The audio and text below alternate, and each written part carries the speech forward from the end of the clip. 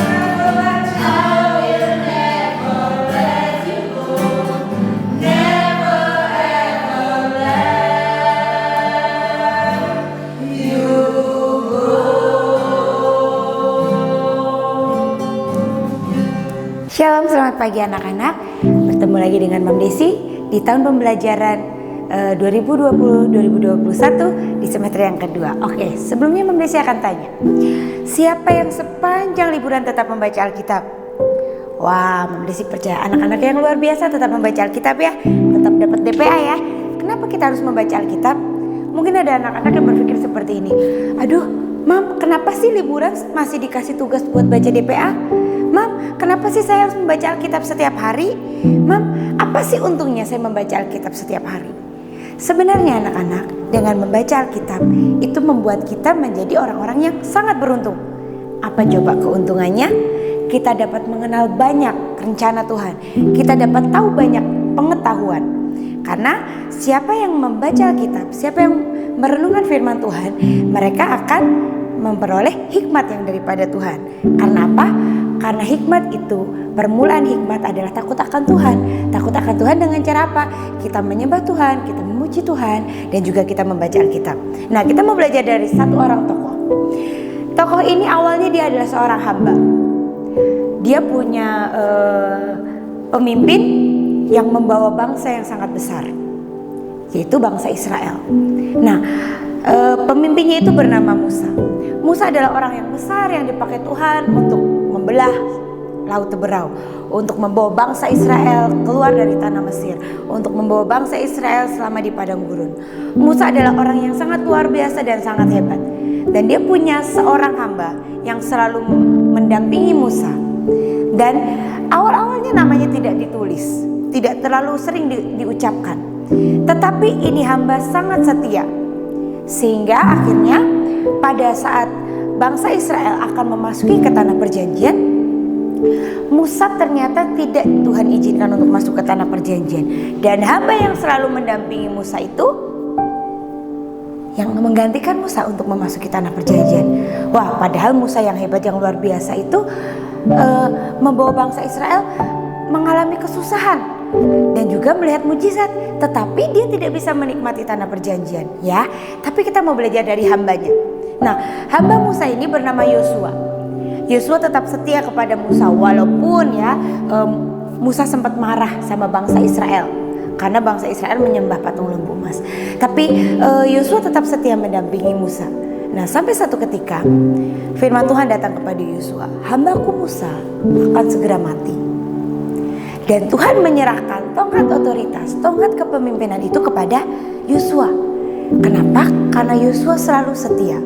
Tetapi Tuhan punya pesan buat Yosua. Jadi saat Tuhan memberikan sebuah kepercayaan, Tuhan memberikan pesan buat Yosua. Salah satu pesannya supaya Yosua berhasil untuk menjadi seorang pemimpin, mungkin seperti Musa atau bahkan lebih daripada Musa, salah satunya adalah dengan merenungkan firman Tuhan. Itulah sebabnya anak-anak, setiap hari kita diajar untuk terus membaca Alkitab supaya kita mengetahui setiap rencana-rencana Tuhan. Mungkin saat kita membaca Alkitab, kita merasa ngantuk, kita mungkin merasa malas, kita mungkin merasa seolah-olah dipaksa. DPA yang setiap hari diberikan oleh guru-guru kita, oleh Mam Desi, oleh Mam Senina, itu bukan beban.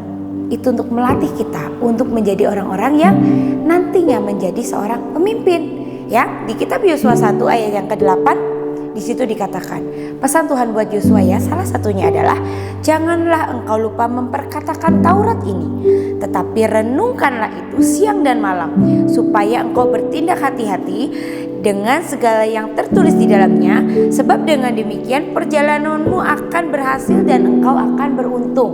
Nah, dengan membaca firman Tuhan anak-anak dan merenungkan firman Tuhan, kita akan bertindak hati-hati. Kalau kita tidak merenungkan firman Tuhan, kita tidak membaca Alkitab, mungkin kita tidak tahu apa yang kita lakukan itu benar atau salah. Sebuah contoh ya, anak-anak dari bayi tidak pernah diajari orang tuanya untuk berbohong. Tetapi seringkali secara tidak sadar kita sering berbohong. Mama papa kita tidak pernah mengajari kita, nanti kalau kamu berbuat salah kamu bohong supaya mama gak marah. Enggak. Tetapi secara otomatis seringkali setiap anak melakukan kesalahan ditanya, Edo, Budi, Tono, kenapa kamu memukul temanmu? Bukan aku. Dia berusaha untuk berbohong supaya menutupi kesalahannya. Apakah orang tua pernah mengajarkan untuk berbohong? Tidak. Tetapi dengan kita membaca Alkitab, kita akan tahu, oh iya ya, ternyata kita tidak boleh berbohong. Emang ada ayatnya, Mam? Ada. Kita dilarang untuk mengucapkan saksi dusta. Saksi dusta itu kita berbohong tentang apapun. Kalau di dalam 10 perintah Tuhan di situ dikatakan, jangan mengucapkan saksi dusta tentang sesamamu, tentang apapun yang kalian lakukan. Mungkin kalian melakukan kesalahan, kalian tidak boleh berbohong. Lebih baik kita berkata jujur, ya. Karena kalau kita mengatakan yang sebenarnya, kita akan mendapatkan upah dari Tuhan. Ya, ada berkat yang kita terima. Mungkin hari itu kita kena marah, tetapi kita tahu orang yang jujur di hadapan Tuhan, saat kita merenungkan firman Tuhan, kita menjadi anak-anak yang jujur dan diberkati Tuhan. Nah, hari-hari ini mungkin kita bertindak hati-hati, mungkin seperti dengan yang diajarkan oleh pemerintah ya, kita harus jaga jarak, harus cuci tangan dan lain sebagainya. Boleh nggak sih Mam kita harus melakukan itu? Ya, kita melakukan itu. Tetapi yang paling penting dengan membaca firman Tuhan, kita bertindak hati-hati dengan cara apa? Kita tidak makan mentah setiap apa yang kita dengar. Tapi kita mau sama-sama renungkan firman Tuhan siang dan malam, seperti yang Tuhan ajarkan kepada setiap kita. Karena apa? firman Tuhan adalah pelita bagi kaki kita dan terang bagi jalan kita. Kenapa firman Tuhan diibaratkan seperti pelita? Karena saat di tempat yang gelap, kita tidak pernah bisa melihat apapun di sekitar kita. Tapi saat kita melihat ada terang di situ muncul, maka kita akan melihat bahwa ada bahaya, ada sesuatu yang di depan kita yang membahayakan kita. Kita akan tahu.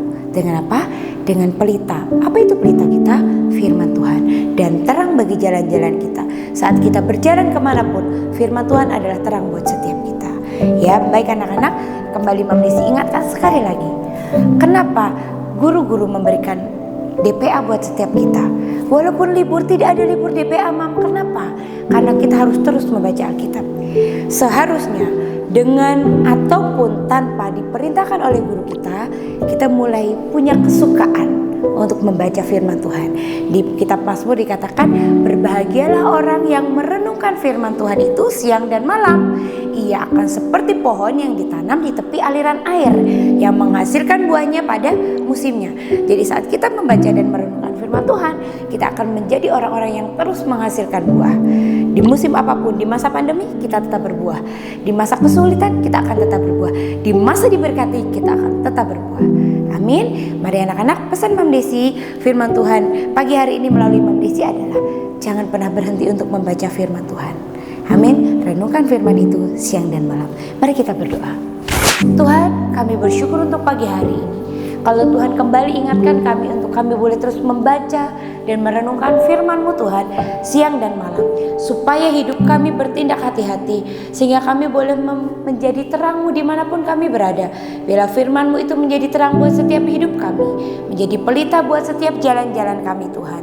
Berkati setiap kami Tuhan, anak-anak-Mu, sekalipun kami belajar dari rumah, sekalipun kami masih dalam masa pandemi Tuhan, tetapi kami tidak takut bahaya. Kami akan tetap menjadi orang-orang yang menghasilkan buah pada musimnya.